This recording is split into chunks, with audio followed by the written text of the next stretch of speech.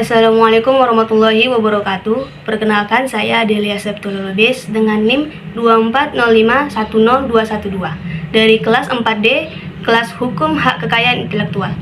Pada kesempatan ini, saya akan mempresentasikan hasil analisis saya mengenai sengketa indikasi geografis kopi Gayo, yaitu kasus pendaftaran merek dagang Gayo Mountain Coffee oleh perusahaan Holland Coffee dari Belanda, yang akan saya tinjau dalam perspektif hukum hak kekayaan intelektual. Kasus ini menarik untuk dikaji karena menunjukkan bagaimana sebuah nama geografis milik masyarakat adat, dalam hal ini nama Gayo, hampir dimonopoli secara eksklusif oleh perusahaan asing melalui pendaftaran merek dagang di luar negeri. Baik, langsung saja kita masuk ke pembahasan. Pertama, saya akan menjelaskan latar belakang dari objek sengketa, yaitu kopi Gayo itu sendiri. Kopi Gayo adalah kopi Arabica premium yang tumbuh di dataran tinggi Gayo, tepatnya di Kabupaten Aceh Tengah dan Kabupaten Bener Meriah, Provinsi Aceh.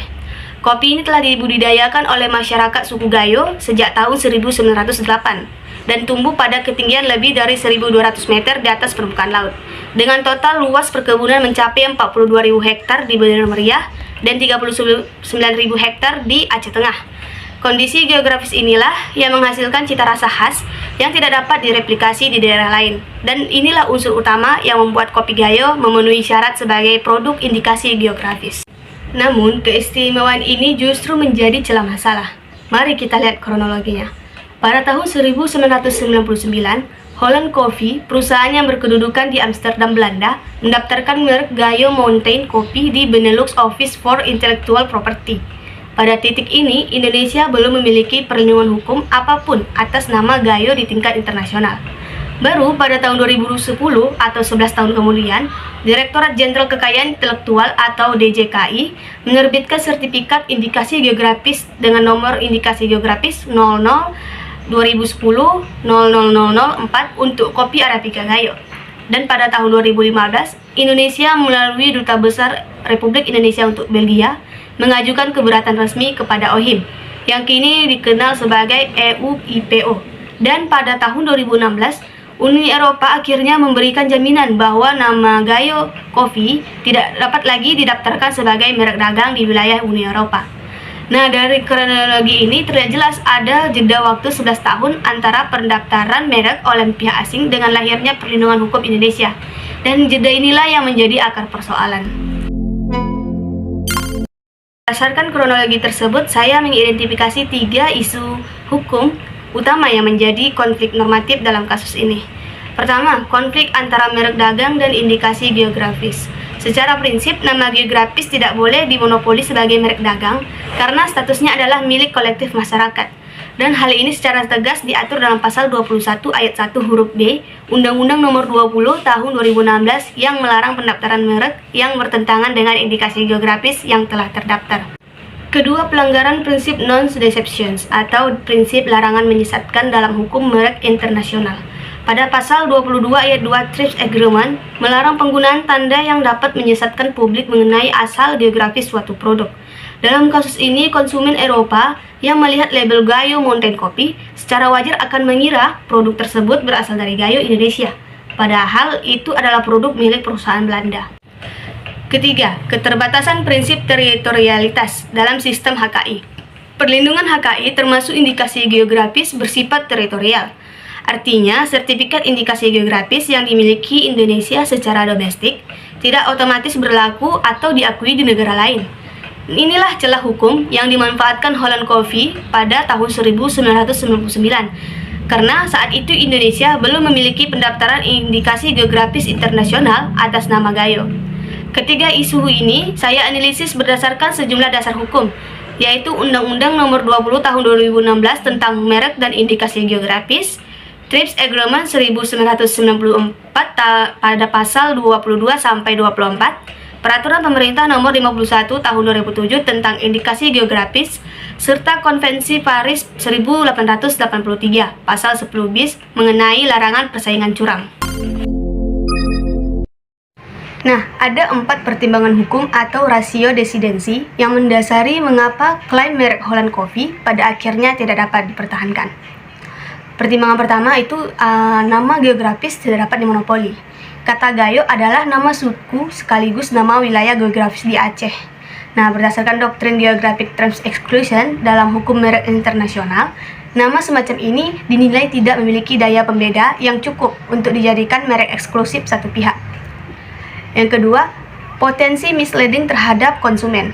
Nah, sebagaimana telah saya jelaskan sebelumnya, konsumen Eropa akan keliru mengasosiasikan bahwa produk tersebut berasal dari daerah Gayo di Indonesia, padahal pemiliknya adalah perusahaan Belanda, dan ini bertentangan langsung dengan pasal 22 ayat 2 TRIPS Agreement.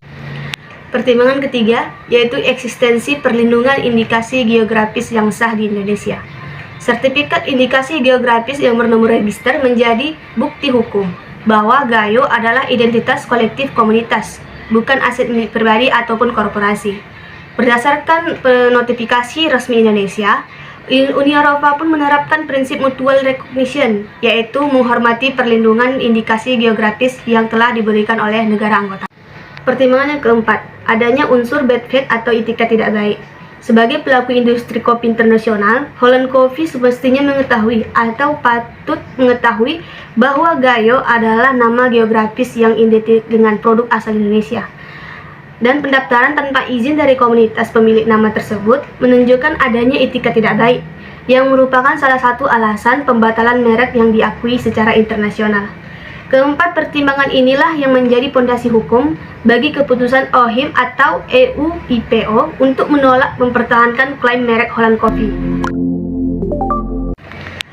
Pada bagian ini saya ingin menyampaikan pandangan kritis saya sebagai mahasiswa tentang kasus ini.